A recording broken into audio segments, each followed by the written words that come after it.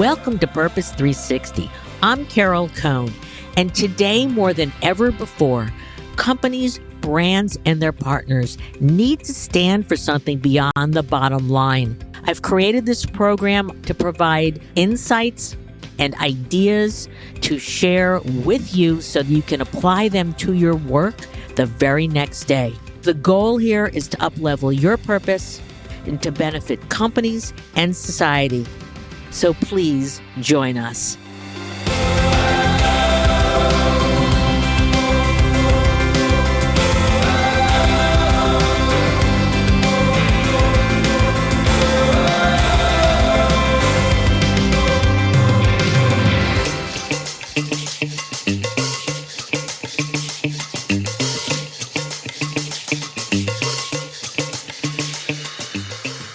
When your name's Unreasonable, you are going to be really surprised at the ideas, the impact, and the velocity of innovation. Here's part 2 of our dazzling conversation with Daniel Epstein, founder and CEO of the Unreasonable Group.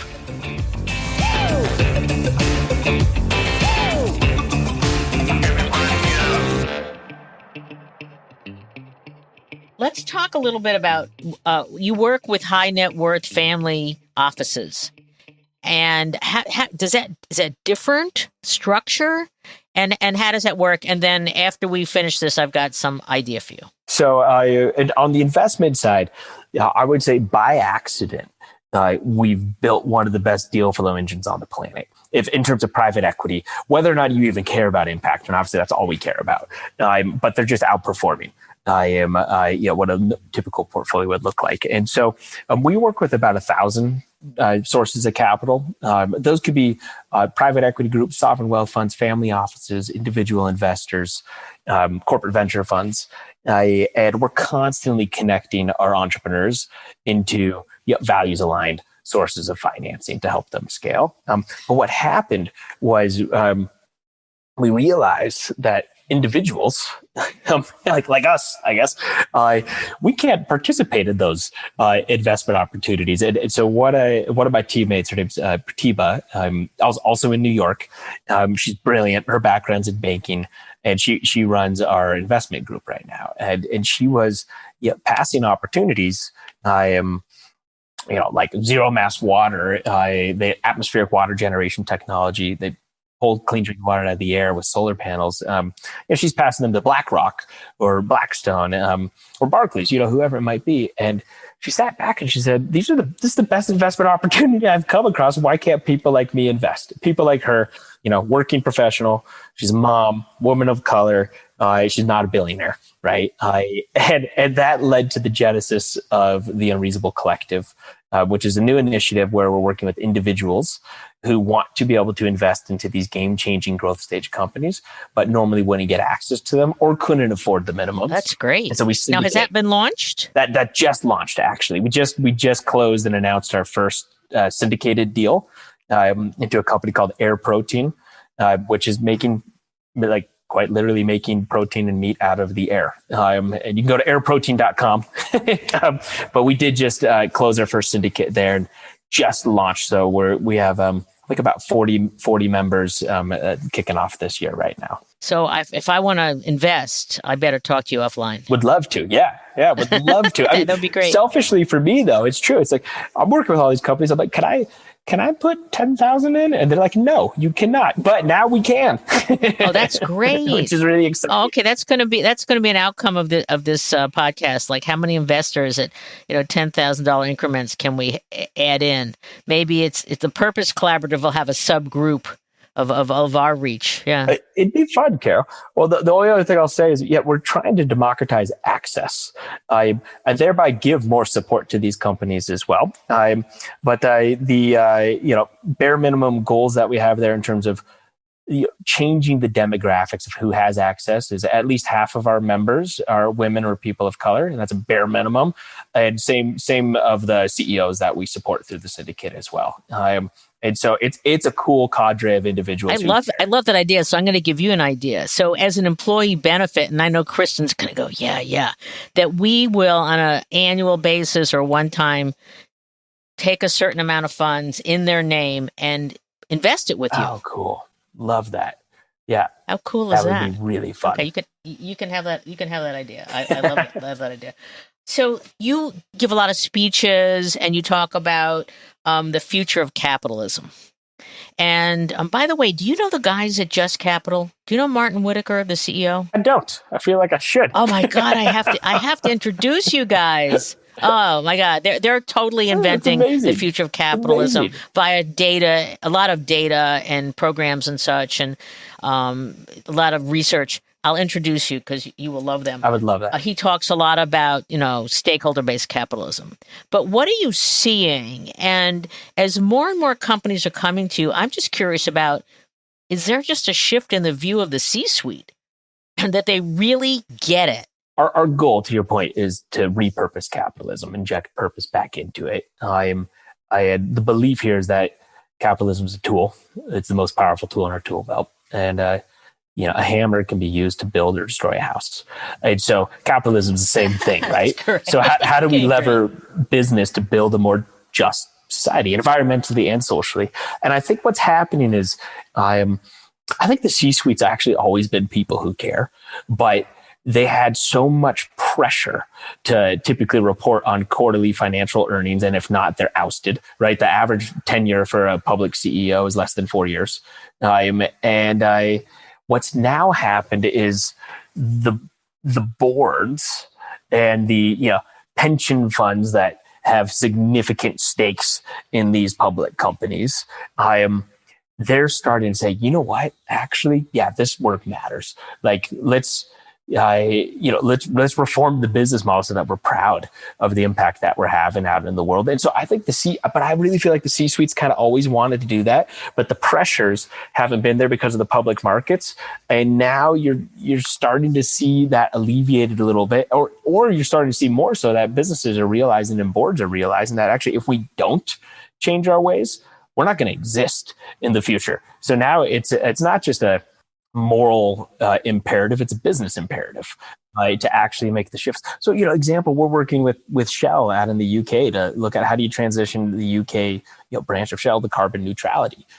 They know that the fossil fuel industry is not going to be the future of their business. I think it's because the boards are now acknowledging that, and the pension funds who are owning these companies are acknowledging that now we're seeing the C-suite actually be able to bring them their full selves to their job, right? Instead of having to leave part of that back at home. But for Shell, are you again bringing your novel approach to bringing in entrepreneurs and having them fund it, and then they have access to ideas? How does that work in terms of access to the ideas, the IP? Yeah, so the IP is always, of course, owned by the entrepreneurs. Nobody signs an NDA in any of our programs. Nobody can, because then we can't have real conversations. In essence, and so we create a genuine spirit of trust and collaboration, and the entrepreneurs will share as much as they feel comfortable sharing. But we've never had an issue in the last 8 years of doing this of IP infringement. We've never had a lawsuit. We've never had any contention there. And I don't know how. In some ways, maybe we've gotten really lucky. But what tends to happen is the entrepreneurs are an expert in a very specific technology, and the partners are experts in different ones, and they find ways to collaborate. And sometimes sometimes our partners will license the technology, become a customer for our entrepreneurs. Sometimes they'll form a joint venture together and kind of combine the IP. But it's fascinating that it's never been an issue, which it's a great question. But it hasn't come up yet as a problem. Oh, well, good. Well, again, I bet it goes back to your values. And I think that you're creating that collaboration, and it helps to scale. And so there's an essence in it that everybody, it's like, dare I say, strange idea, to dog park. I have no idea how dogs can go into a dog park, like the big ones, and they play. They don't just have fun. It's so they weird. Just accept the rules, no fighting, because it will ruin it for everybody. There you go. Okay, so see, I'm building off of you on the hammer can build or destroy. Let's take a pause before we close our conversation with Daniel to talk about our latest In the Know.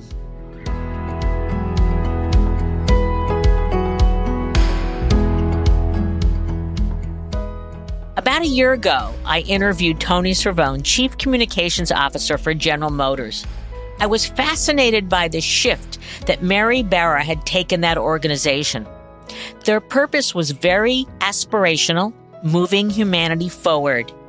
And then they had an operational theme line underneath it.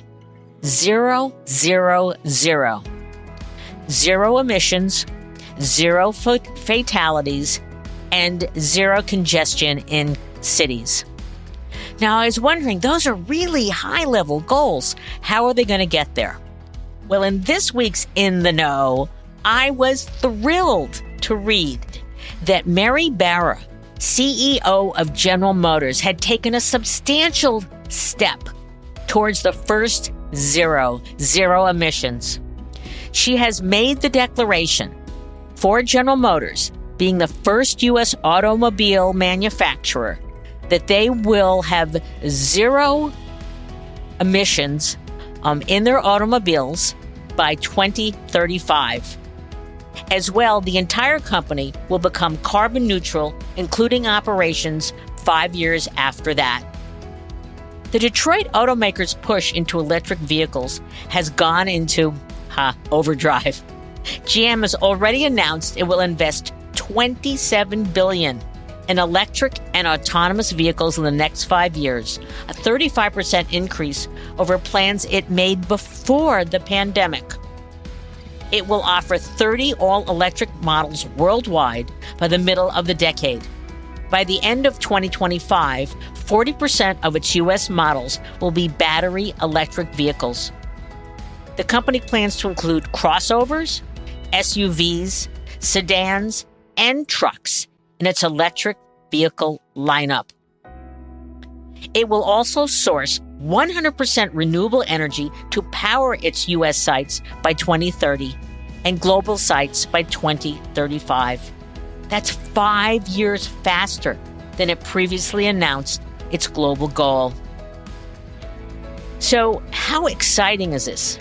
The 112-year-old auto giant also unveiled a new corporate logo this month to signify its new direction as it openly pivots to electric vehicles.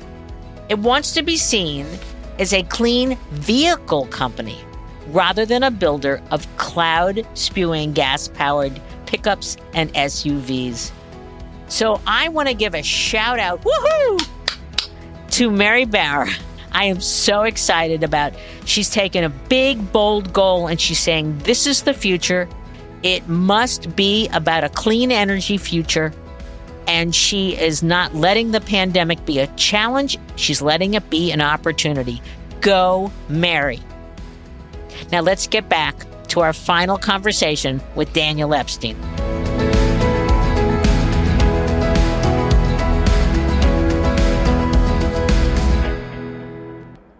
Talk about Unreasonable.is. You're also storytelling, and I want our listeners to get it. That, they come to us and they go, well, here's our issue. How do I tell a story? But your stories are marvelous. It takes time for them to bubble up, but they're real. So, and that's powerful. Yeah, I think that's right. I mean, I think the stories of, especially the entrepreneurs that we support, they do tell themselves. Like, you could have a podcast interview with every single one of these CEOs and just be enamored, like completely. And so I think, in terms of the stories that we tell through our media arm, it's really, we're not embellishing it at all in any way. It's just the personal stories of these. It's rare, right? I guess the way I'd put it is, there's no shortage of capital, especially in today's world. There's so much money on the sidelines. There's no shortage of great ideas, right? We all have them all the time. At least we think they are. We have them all the time.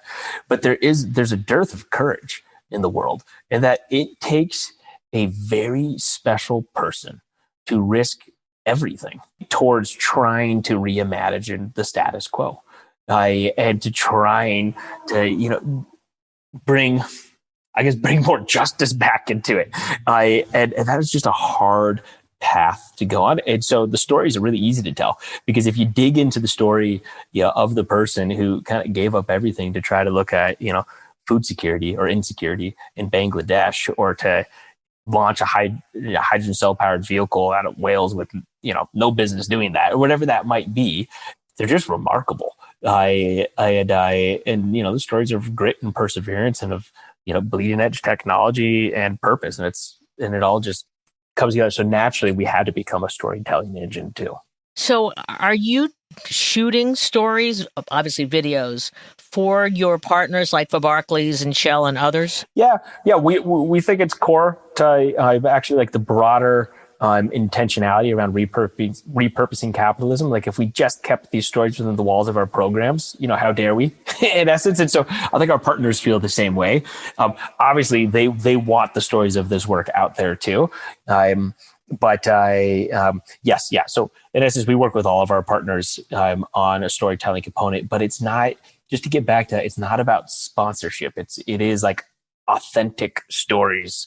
So do you get into conversations between Barclays and one of their, companies that they're sponsoring or fellowships, and that you talk about the good, the bad, and the ugly? We have not done that, but we should.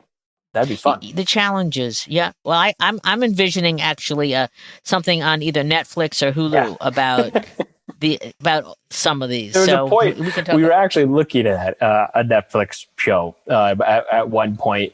Then we just figured, let's just do what we're doing right now really well. Yeah, it might divert your attention. Point, because the world does need to hear these stories, right? Like, who knew you can make chicken out of carbon dioxide, or that you could have a farm in an urban environment that's 400 times more efficient? So, in terms of best practices in your storytelling, obviously Barclays PR team, they want to do it this way. And, so, and I don't want to say anything bad about them. So, but they have their rules and regs, right? And then Shell has theirs and your other partners have theirs. How do you break through that to make sure that they're really human, they're really authentic? So what's your special sauce? I think it's just we can show what we've done in the past and just the quality of it, and so that just eases the tensions. I think when it's theoretical, it's harder, which is why like Barclays being one of our first substantial partners, they did take a lot of creative courage, right? to align with something called Unreasonable. But that was like, hey, we're going to do all these things together. But now that we can point to it, right? We can share the media, we can show the success of it, we can show the business success of it. It's a lot easier than to get a PR team behind it. And the truth is that the PR teams of most all of our partners are in love with the work that we're doing together, because it is a story generator. It's real. It's a huge story generator. Do you ever work with not-for-profit? I mean, I know you were not-for-profit way back when, but let's just say hunger. There's a lot of not-for-profits. We work with One Action Against Hunger. They do most of their work in Africa. But do you sometimes take on not-for-profits to try and scale them? We don't, and that's not to say that that's not needed in the world immensely, and that the work of these nonprofits isn't critically important. It's just we've just chosen to focus, and by focusing, we can just add more value where we do play. We do bring in nonprofit leaders as mentors, though, certainly. I occasionally will take some of our tools, like what we refer to as a brain trust, which is a 2-hour session where we can get a lot of resources to a company. We'll run that for nonprofits when we have the bandwidth to do that, just outside of the fellowship, though. Yeah. What have you learned? Okay, so COVID has touched us all, and you were very much, your model was face to face, groups working together. You even have. Do you still have Unreasonable at Sea? No, we just did that once. It was operationally okay. Sounded good. So what did you do to shift during this year? And what have you learned from that you will apply when we can get back together? Yeah, everything that we did was around physical convenience. So creating trust in person. If you would have asked me a year ago, hey, can you do this remotely? I would have said, no. You can't create that level of depth of relationship through a screen. And some of that's true, but really what we've learned is that actually there are some big benefits to being able to take our programming virtual. Part of it is, so when we run a brain trust, right? That is a specific session, the kind of methodology for ideation and prototyping from Google X, from the D School at Stanford, and IDEO. We've kind of merged it all together into our own hodgepodge thing. And you get 12 people together, temporary board of advisors who work on a particular problem, and it ends with a bunch of commitments from those people. And what's amazing about doing it virtually is curation. We can get anybody from across the globe. So we can get this like truly irreplicable board of directors together for 2 hours. It's not a huge ask. And no matter what your problem is, we can typically source like a really powerful group. The other benefit is time away from family is hard on everybody. And so when we would typically run a program in the past, it would be 2 weeks. We would take the CEO, fully immersive in person and gathering in some remote location somewhere in essence. And that's hard on their families and on their teams. And so not needing to have that much of a removal allows more people to be able to access the fellowship and not have that be a constraint towards joining us. But I think more importantly, our programs, we refer to it, sounds cheesy. We say it's a spark to a flame. And the program's the point of induction. The flame is you're in the fellowship for life. We're going to support you continually year round. But with a global community like we have, that support outside of our programs has to be virtual. It just doesn't work in person because we're distributed all around the world. And so what we've figured out how to do is actually get really good at creating this strong sense of trust and community and productivity virtually. I mean, what we miss is the white space of being together in person where you don't have something programmed and people just connect on a different level. We miss, the most powerful table, I believe, is not the boardroom table, it's the dinner table. And we miss, sitting around a table breaking bread and talking about family or whatever that might take you. And so we'll bring those parts back in when the world kind of normalizes, but we're going to keep so much of the virtual programming because it's just been so effective. So we are almost winding down. I could talk to you forever, but I want to do something new. It's called the lightning round. Give me 5 to 10 of your favorite types of companies. Just like, what do they do? Lonzatech, they convert carbon monoxide and carbon dioxide into polyethylene and jet fuel. So Virgin Atlantic flies their airliners now on recycled carbon. It's recycled jet fuel. Oh, that's incredible. Okay, good one. Air Protein that I mentioned, I just think it's crazy. The name says it all. You can make chicken out of air. 1MG, they're the largest mobile healthcare company in India, 37 million users on it, doing remote healthcare across the subcontinent. Zero mass water, we talked about that, but atmospheric water generation. River Simple out in Wales. It's a ultra efficient hydrogen cell powered vehicle. Take a liter of hydrogen. The only thing that comes out of the exhaust pipe is hot water. It gets 300 miles to a liter. Greenlight Planet. They're bringing distributed solar to over 20 million people who formerly had kerosene and no electricity. They're a profitable business doing that. Classcraft is a company actually based out of Canada, gamified learning. I'm looking at things like grit and emotional intelligence and teamwork. They now have 9 million students on the platform. They're in over 180 countries. They're in 1 in 3 schools in the U.S. now. COVID was an accelerant for that in a lot of ways. Andiamo, 3D printing orthotics and prosthetic limbs. One tenth the time, much more functional, half the price. I work with companies like Elvis and Cressy. They're out of London. They're taking waste materials, waste leather, old fire hoses, and they're converting it into like beautiful bags and products. 100% closed loop. Bridge Academies, based out of Kenya, fastest growing chain of schools on the planet. Average tuition is $3 a month. They're working with a couple 100,000 students right now who didn't have any any formal education. And these are actual schools and centers that are being built. So we could go on and on and on. I know. It's great. I'm just teasing you now. And which corporate partners are funding those unreasonable impacts? Is it Barclays and others and Shell and this and this and that? How many of those? Yeah, right now we work with Barclays. We work with Ernst & Young. We work with Accenture, Fossil, as I mentioned, Pearson, Shell. We're working with the Walton family. We worked with the U.S. State Department, Johnson & Johnson, Microsoft. Working with the Walton Family Foundation? Are you working with Carol? Yes, actually. Yeah. Oh, she's one of my favorite people. She was the former CEO of UNICEF. Oh, it's amazing. She's delightful. Yep. She's really wonderful. Yeah. So, oh God, I hate to end this, but we're going to do more because you know what I'd love to do? I would love to do as a follow-on to do like really quick interviews with maybe a dozen of your funded organizations. It'd be fun. So why don't you think about that? I mean, really quick. We can give them like, here's 3 questions, boom, boom, boom. So that's what I'd love to do. And then the last thing is, and certainly not least, 3 insights, and I have to narrow this down, for a company, because, most of the people who listen to this and most of our clients, they're large companies, and they want to have authentic social impact. So whether obviously I'd say, gosh, you got to work with these guys, but, you're very select. You can't work with, everyone in the world.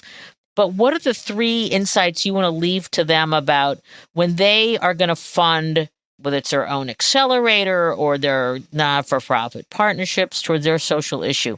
What's the 3 most important things they should think about?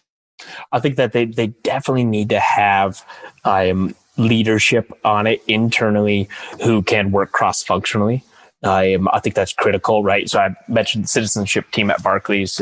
We work with the DOC, which is the Center for Innovation at Accenture. Like these are teams that can pull on anybody across the entire organization. That's just remarkably important. I would say look at depth and breadth of employee engagement. So depth means like meaningfully showing up and dropping in with these companies to try to help find new solutions or things that you could potentially do together. But you can only do that with so many people, right? And so the breadth is then through the storytelling. We'll run events, but we'll engage 2,000 employees across Barclays who can also at scale actually add value. But it's like it's a much bigger thing. We built platforms to be able to do that. And the third one though would just be align the mission of that work with the core of the company. And like, once again, sponsorship is AstroTurf. And if it needs to be a business imperative, right? So why does this business in particular care about this social and environmental issue? I've said that should align directly with the trajectory of the business. And if it does, then it's real, right? Then it's, shared value or whatever we want to call that. But I would ensure that's there. The last thing is just, it is important to have buy-in from the top, as well. You need that entrepreneurial person or team who can kind of hustle, but then also to get kind of the highest levels of leadership, the C-suite or the board engaged. It just pays dividends because it allows it to last. And that's fantastic. Those are great. I love the order in which you did that. Have you ever done an ROI on this? Like, so for Barclays, Shell, or whatever, and they've invested X, and then do they ask you to do some KPIs that say the outcome after year 2, 3 is, what's the ROI? Is there an average ROI or a base level ROI? It's so different because they're getting different things from it, right? So for Shell, it might be like R&D. Right. And for Barclays, it could be business development. And for Accenture, it could be client development. So they're so different. I will say, though, all of our partners right now are actively renewing partners's with us. So, I bet. So, do you have a waiting? You must have a waiting list. It's like there's definitely a list, and we only have so much capacity. We're not, and we're not gonna scale and franchise or anything like that. We're keeping it intimate intentionally. But I would say too, if anybody's listening and wants to talk, obviously we'd love to jam. We'd love to have a conversation. And if we can't be helpful, we also probably know some folks who can. Oh, that's really cool. So what's next for Daniel Epstein? Besides getting, dare I say, I want. Let's getting say married. it. That's the biggest thing. Oh, okay. I didn't want to embarrass you. Yeah, but we're going to get married sometime next year because we're just waiting for COVID to be done. We don't want the slingshot there. That's probably the biggest thing that's next. And, for me, the culture is the most important thing, and trying to figure out how to do it really well remotely is hard. So that's a big push. And then obviously the launch of the Unreasonable Collective that we talked about is something that I am just remarkably excited about. Daniel, this has been phenomenal. I knew it would be. I'm so excited for you. And I'm so glad that we stayed in touch over the years, because I have this tremendous amount of pride watching you grow and flourish, and the amount of scale that you are having an impact. When you were that 18-year-old and you're writing in your journal, what should I do? I mean, God, and you've got such a continually long runway ahead of you, which is we're just getting started. You should basically, we're in you should be one. on the cover of. Have you been on the cover of Fast Company yet? No. You should be. You're too kind. You're way too kind. You absolutely, you should be. Maybe so we in 20 years, yeah. No, sooner than that. So anyway, it's been a delight. I want to thank you so much. I wish you the best of success, both in all the unreasonable children as well as your marriage. Yeah, thank you. And I always like to end our conversations to ask our listeners, which is exactly what you did when you were 18 years old in your journal, what do you stand for?